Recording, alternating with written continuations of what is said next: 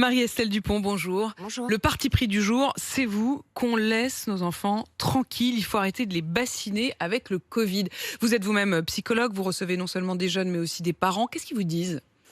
Alors, on est inquiet parce qu'il y a beaucoup d'effondrements depuis un an. Il y a beaucoup de troubles anxieux, beaucoup de TOC, évidemment, puisqu'on leur prescrit d'être totalement obsessionnels, des phobies scolaires, des décrochages, des troubles du sommeil. Il y a eu dès l'année dernière une explosion des troubles alimentaires chez les adolescents.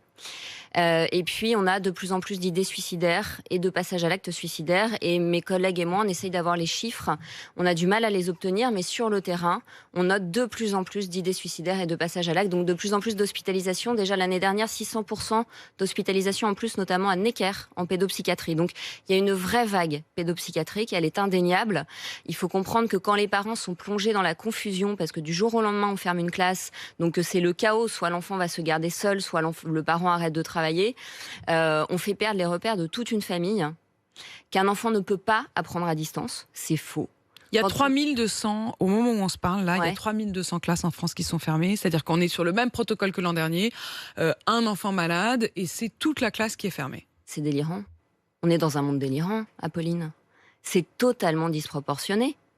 Un enfant, il ne peut pas apprendre à distance parce que le cerveau ne fait pas passer les apprentissages en mémoire à long terme quand il est en déprivation sensorielle et en C'est déprivation quoi une d'interaction. déprivation sensorielle, hein ? Pardon, mais là, ça devient chinois. Quand vous pour êtes derrière un écran, vous êtes juste stimulé au niveau de la rétine par une lumière bleue. Il n'y a plus de modulation de la voix, vous voyez pas très bien, vous faites énormément d'efforts pour vous concentrer, donc votre cerveau est baigné de cortisol et d'hormones de stress et ça perturbe en fait le traitement de l'information qui ne passe pas en mémoire à long terme.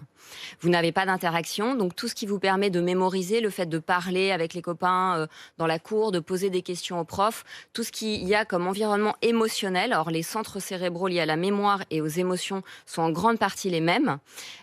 Tout ceci est perturbé. Sans compter qu'ils sont désynchronisés au niveau de leur rythme et qu'ils dorment mal, donc ils apprennent encore moins, et sans compter qu'ils sont sédentaires.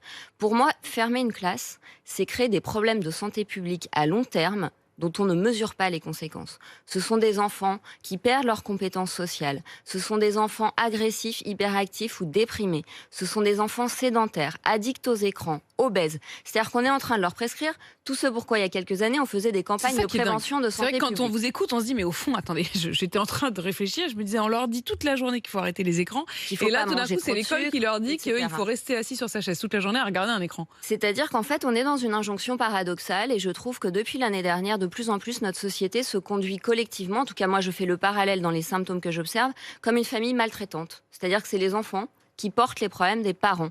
Et en fait, l'injonction paradoxale, c'est pour être un bon citoyen, tu dois te taire, tu ne dois pas montrer ton visage, tu ne dois pas sortir de la maison, tu ne dois pas faire de sport, tu ne dois pas parler avec tes copains. En gros, tu sors pas de chez papa et maman. Comment on va en faire des adultes